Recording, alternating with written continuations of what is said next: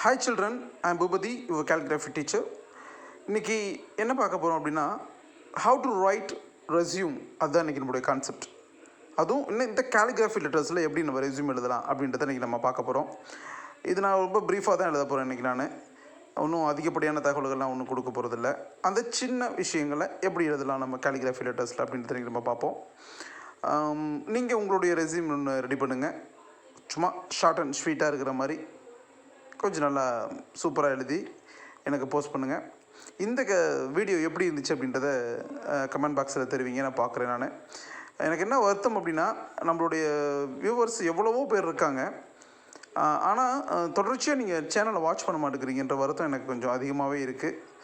அவசியம் நீங்கள் பாருங்கள். ஏன்னா நான் ஒவ்வொரு தடவையும் எழுதுகிறப்ப சில சின்ன சின்ன கேபிட்டல் லெட்டர்ஸ் கொஞ்சம் புதுசாக எழுதுறதுக்கு நான் முயற்சி பண்ணிகிட்டே இருக்கேன். அப்போ நீங்கள் சேனலில் தொடர்ச்சியாக வாட்ச் பண்ணால் தான் அந்த அப்டேட்லாம் உங்களுக்கு கிடைக்கும். அதனால தான் இதை நான் சொல்கிறேன்.